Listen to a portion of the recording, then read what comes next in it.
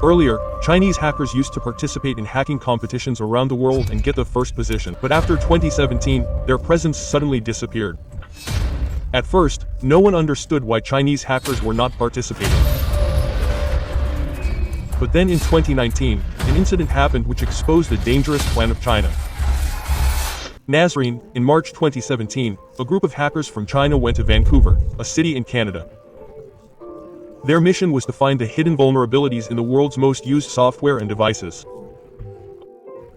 Their target was Google's Chrome browser, Microsoft Windows and Apple's iPhone.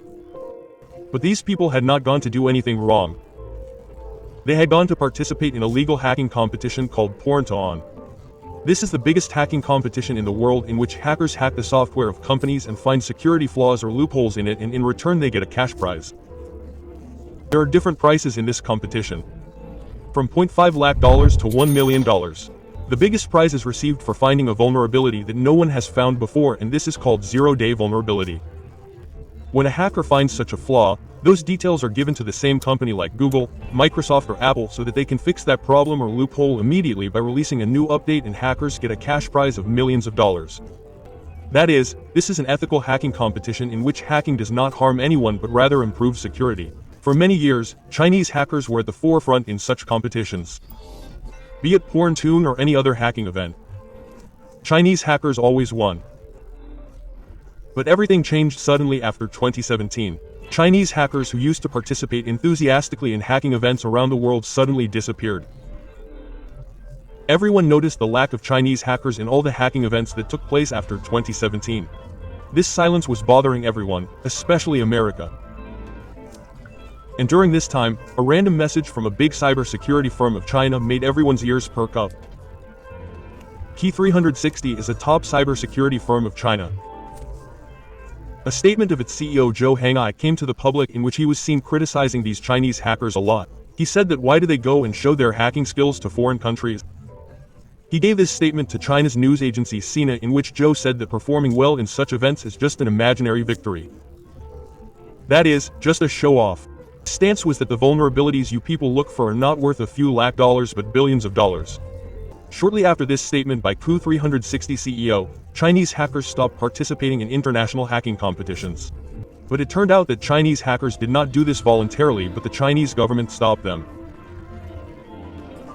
If anyone took the statement of Key360 CEO seriously, it was the Chinese government. Shortly after, the Chinese government officially banned cybersecurity researchers and hackers from participating in overseas competitions. Immediately after this ban, a new hacking competition was launched within China, named Tianfu Cup. This competition became an alternative to the international contest, and the prize money in it was kept more than $1 million. The news of the launch of Tianfu Cup alerted many countries because it was an indication that China is now preparing itself for cyber warfare by using hacking. In November 2018, the first event of Tianfu Cup was organized in the Chinese city of Tianfu. In this, a $100,000 prize was won by Qijun Zhao, a researcher from 360. He had found a very powerful and dangerous hack. That too in Apple's iPhone. He started the attack through the Safari browser. Then he found a loophole in the iPhone's core system, and then through this flaw, he was able to remotely control any iPhone by just opening a web page. This meant that if a person would go to that particular web page through his iPhone, then his phone would come under the control of the hacker without him noticing. Qijun named this exploit as Chaos, and this name was absolutely perfect because this hack was going to become a problem for cyber experts around the world in the next few months. The difference between China's Tianfu Cup and Canada's Porn2On was that they used to find the hack and give it directly to the company. But Tianfu Cup did this but through the Chinese government.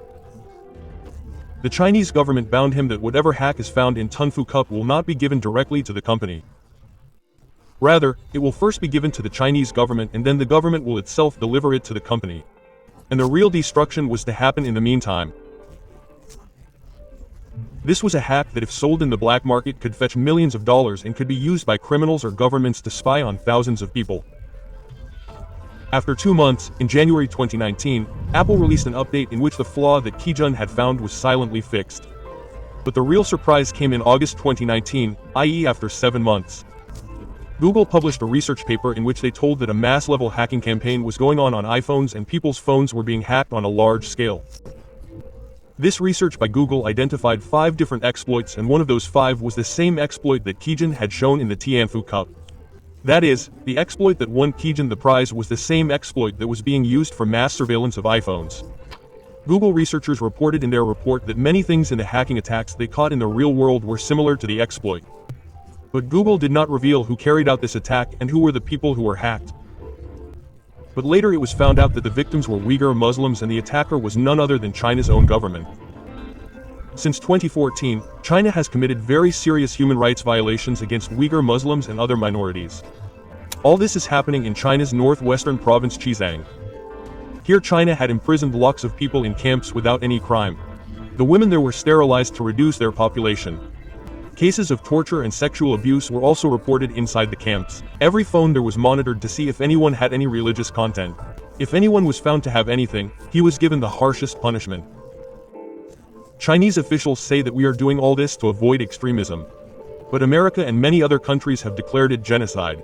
This hacking campaign of China was not limited to only Uyghur Muslims, but journalists, activists and those who questioned the policies of the Chinese government were also targeted.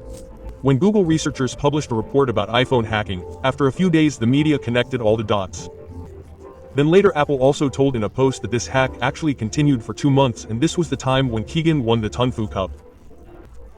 One thing was now clear to the American experts, that China has followed the strategy given by the CEO of Key 360. That is, prevent Chinese hackers from going abroad and utilize their skills in China itself, and then use that hack to keep surveillance on people. To prove this, US surveillance agencies did a full technical breakdown of the Co's exploit, and it exactly matched the Tianfu Cup hack. Later, Google's deep investigation also confirmed that both Co's and real-world attack were similar in structure. But the matter did not stop here. In February 2024, some data was leaked on the code-sharing website GitHub. This was the data of a Chinese company named iZone, which is an IT security firm. This data contained the company's emails, chat logs and development details of the spyware.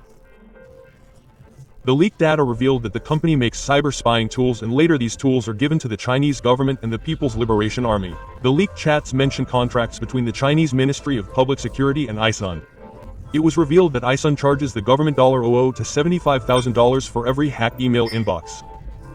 Today, the Tianfu Cup has entered its 8th year and is being sponsored by China's biggest tech giants like TopSec, Alibaba Pay and Chew 360.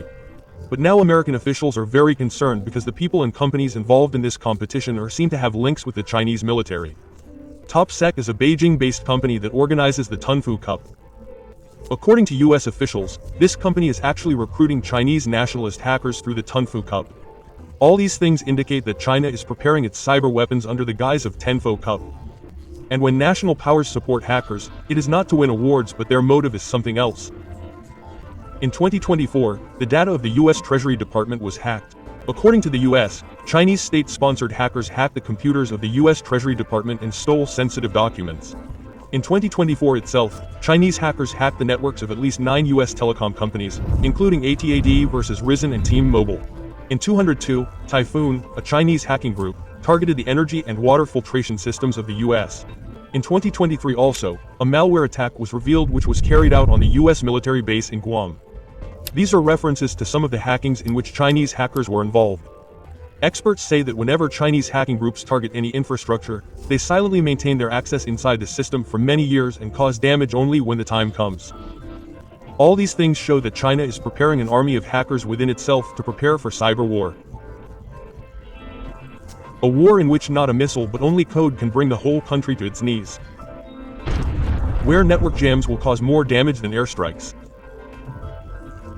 The spying tool present in the phone works more dangerously than a real-life agent, and in which a stock market crash can spread a wave of fear among the people with just one click. Hope you all will like and share this video.